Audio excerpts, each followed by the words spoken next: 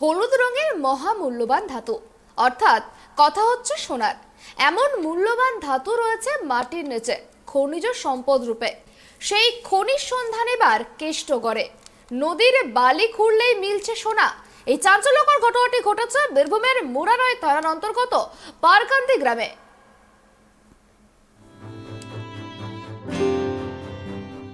বহুমূল্য হলুদ ধাতু অর্থাৎ সোনা মাটির নিচে খনিজ সম্পদ হিসেবে রয়েছে। বহু পরীক্ষা নিরীক্ষা করে খনন কার্য করার পর সেই সোনা পাওয়া যায়। তবে কেষ্টগড় অর্থাৎ বীরভূম আজব ঘটনার সাক্ষী থাকলো।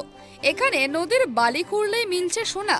নদীর বালিতে সোনা পাওয়ার ঘটনা অবিশ্বাস্য হলেও স্থানীয়দের দাবি এমনটাই। শুধু দাবি নয়, রীতিমতো নদী থেকে কুড়িয়ে পাওয়া সেই সকল সোনা তারা দেখাচ্ছেন।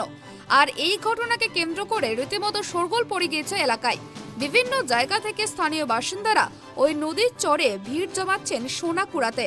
গত 3 থেকে 4 দিন ধরে এমন ঘটনা ঘটে চলেছে বলেই জানা গিয়েছে স্থানীয় সূত্রে।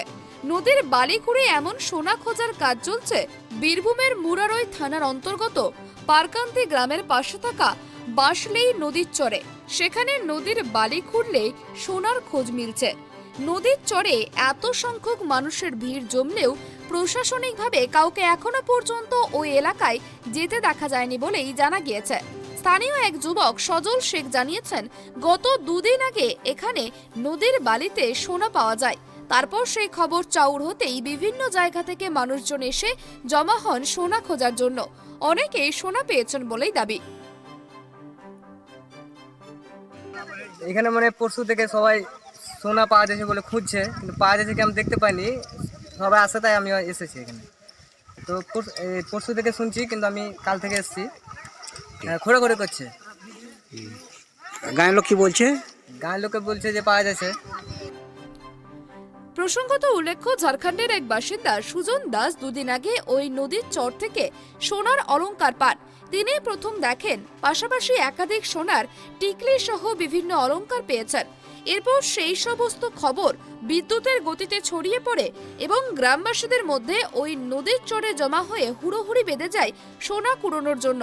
এছাড়াও বেশ কয়েকটি সোনার মোহরের মতো গোল জিনিস পাওয়া গিয়েছে বলে স্থানীয় সূত্রে জানা গিয়েছে।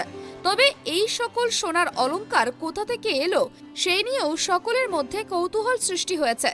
তবে মনে করা হচ্ছে মহেশপুর রাজবাড়ির, যার অধিকাংশ পরবর্তীতে সুবর্ণরেখা নদীর জলে তলিয়ে যায়, সেই রাজবাড়ি থেকেই এই সোনা সুবর্ণরেখা নদী হয়ে বাঁশলে নদীর চরে আসতে পারে, যদিও এই বিষয়টি সম্পূর্ণ অনুমান মাত্র।